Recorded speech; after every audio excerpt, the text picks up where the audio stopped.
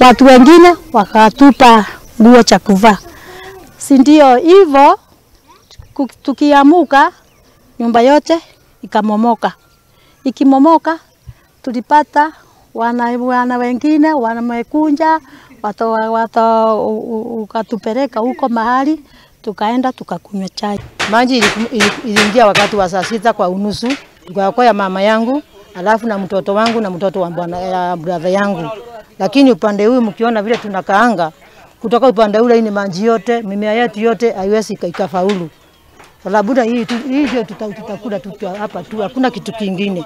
Sasa tunamuomba msaidie kwa vile Mungu atamumbili. Kunaje usiku maji ikaingia, nyumba ya mama ikabomoka.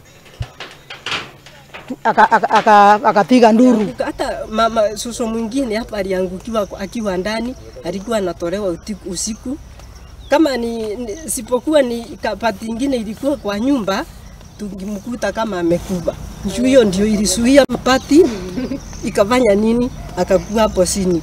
Sasa alitolewa.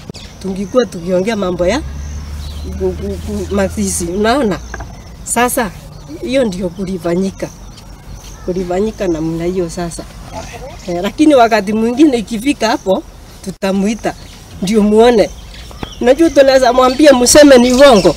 Na maji ni mingi, ilikuwa mingi kwa nilikuwa nasindwa. Ikinyesha tena tutakuwa wapi? Sitaingia tu kwa nyumba. Lakini kwa uwezo wa Mungu maji kaisa, mvua ikasimama, tukafurahia kwa roho yetu. So gakihoka ati thirikari ya kaunti ya Kirinyaga na